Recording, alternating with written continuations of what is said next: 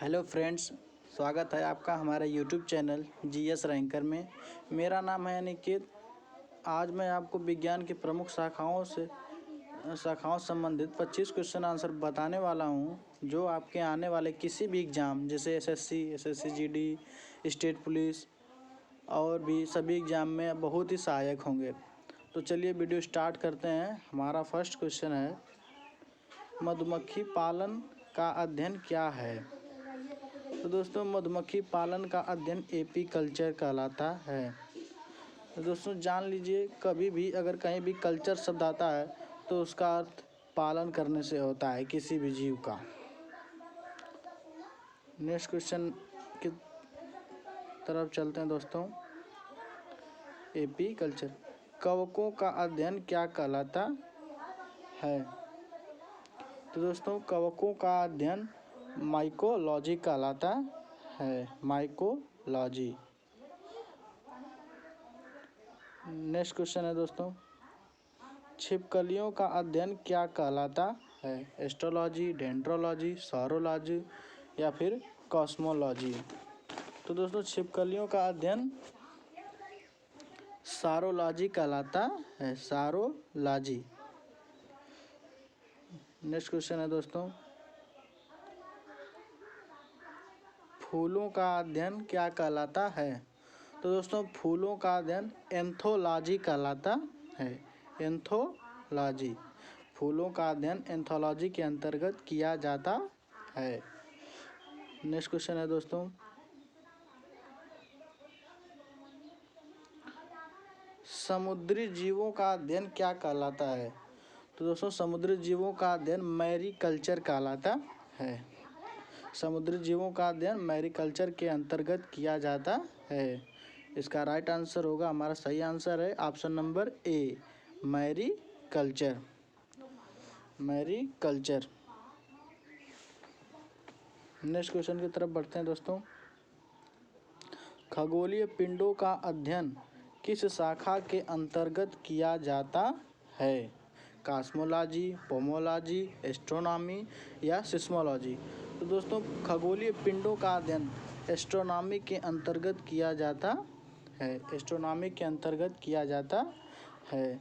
इसमें दोस्तों तारों, सूर्य, चंद्रमा इत्यादि खगोलीय पिंडों का अध्ययन किया जाता है। फ्रेंड्स, अगर ये वीडियो आपको पसंद आए और ऐसे ही वीडियो के लिए चैनल को सब्सक्राइब करके हमारा उत्साहवर्धन जरूर करें। बढ़ते हैं नेक्स्ट क्वेश्चन की तरफ दोस्तों। फूलों की कृषि किस शाखा से संबंधित है? तो दोस्तों फूलों की कृषि डी, फ्लोरिकल्चर से संबंधित है, फ्लोरिकल्चर से संबंधित है। आगे मैं नेक्स्ट क्वेश्चन बताने वाला हूँ दोस्तों। क्वेश्चन नंबर 8, फलों का अध्ययन किस शाखा के अंतर्गत किया जाता है? तो दोस्तों फलों का अध्ययन पोमोलॉजी के अंतर्गत किया जाता है।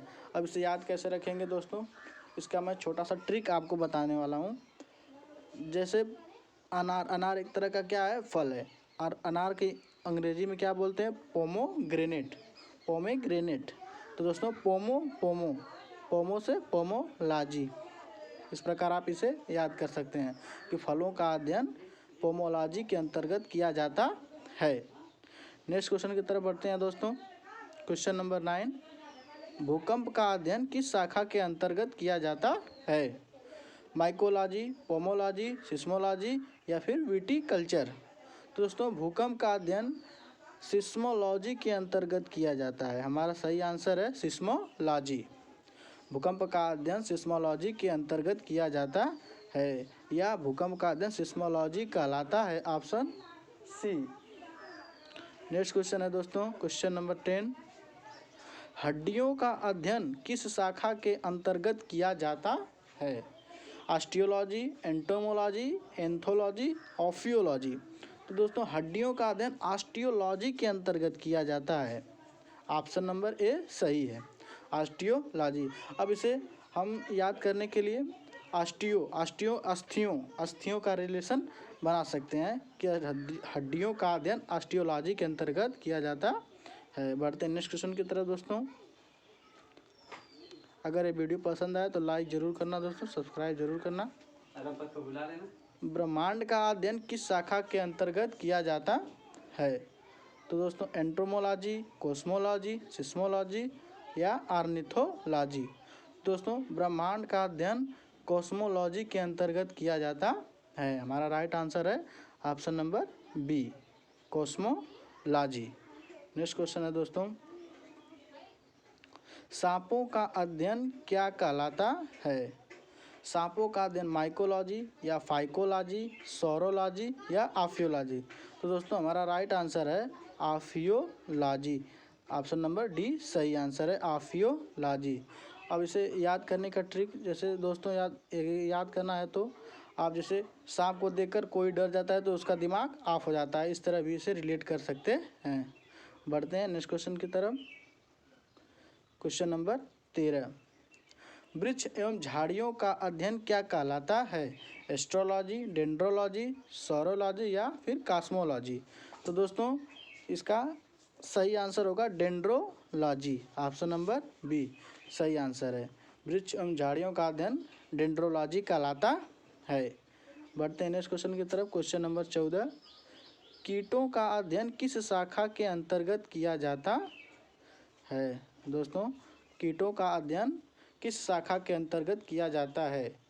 तो कीटों का अध्ययन ऑस्टियोलॉजी या एंटोमोलॉजी, एंथोलॉजी या आफियोलॉजी। तो दोस्तों कीटों का अध्ययन एंटोमोलॉजी के अंतर्गत किया जाता है। ऑप्शन नंबर बी सही है, एंटोमोलॉजी। अब एंट इसे कैसे याद रख सकते हैं? एंट मतलब होता है चींटी, और चींटी एक कीट, एक प्रकार का कीट है, यानी एंटोमोलॉजी। बढ़ते हैं नेक्स्ट क्वेश्चन की तरफ। क्वेश्चन नंबर 15, शैवालों का अध्ययन क्या कहलाता है? माइकोलॉजी, फाइकोलॉजी, सौरोलॉजी या आफियोलॉजी। तो दोस्तों शैवालों का अध्ययन फाइकोलॉजी कहलाता है। ऑप्शन नंबर बी सही है। नेक्स्ट क्वेश्चन की तरफ बढ़ते हैं दोस्तों। क्वेश्चन नंबर 16, मत्स्य पालन का अध्ययन क्या कहलाता है? मत्स्य पालन का अध्ययन सेरिकल्चर, एपीकल्चर, पीसीकल्चर या फिर सिल्वीकल्चर। तो दोस्तों मत्स्य पालन का अध्ययन पीसीकल्चर कहलाता है। ऑप्शन नंबर सी सही आंसर है। इसे इस तरह भी याद कर सकते हैं कि फिश रिलेट करें फिश को, तो फिश मतलब मछली, यानी मछली का अध्ययन। नेक्स्ट क्वेश्चन की तरफ बढ़ते हैं दोस्तों।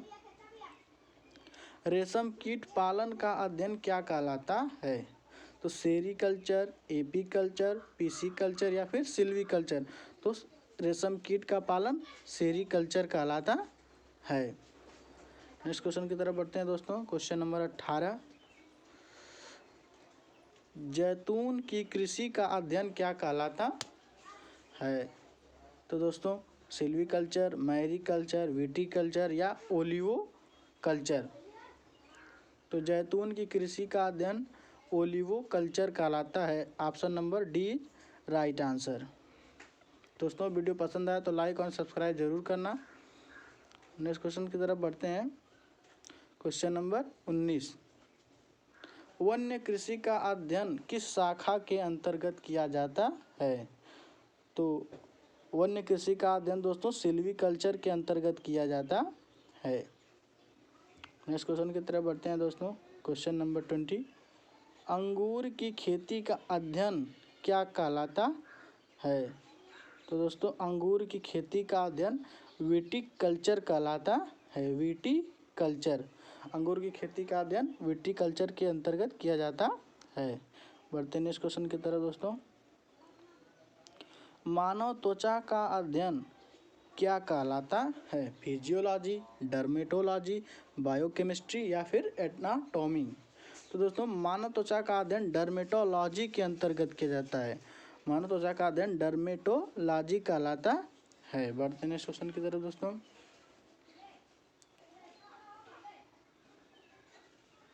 कैंसर संबंधित रोगों का अध्ययन क्या कहलाता है?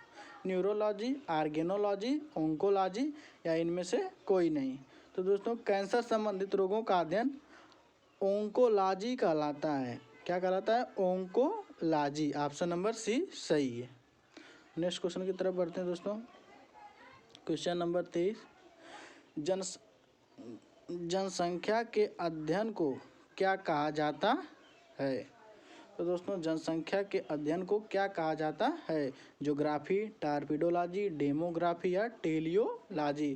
तो दोस्तों जनसंख्या के अध्ययन को डेमोग्राफी कहा जाता है। Option number C demography. Demography option number C सही है। नेक्स्ट क्वेश्चन की तरफ बढ़ते हैं दोस्तों। क्वेश्चन नंबर 24, जेरोंटोलॉजी किससे संबंधित है? मतलब दोस्तों जेरोंटोलॉजी के अंतर्गत किसका अध्ययन किया जाता है? तो शिशु का या विकलांग का या महिलाओं से या फिर वृद्ध का। तो दोस्तों जेरोंटोलॉजी वृद्ध से संबंधित है। इसमें वृद्ध का अध्ययन किया जाता है। बढ़ते हैं नेक्स्ट क्वेश्चन की तरफ दोस्तों। Question number 25 and last question है दोस्तों। जीव विज्ञान के जनक किसे कहा जाता है? लैमार्क, डार्विन, अरस्तू या फिर इनमें से कोई नहीं। तो दोस्तों जीव विज्ञान के जनक अरस्तू को कहा जाता है। ऑप्शन नंबर सी सही आंसर है, अरस्तू। दोस्तों अगर ये वीडियो आपको पसंद आया हो तो लाइक और सब्सक्राइब ज़रूर करें। और नेक्स्ट वीडियो में हम आपको बताने वाले हैं चिकित्सा संबंधित खोज एवं आविष्कार के बारे में, तो उसे भी देखना न भूलें। Thank you so much.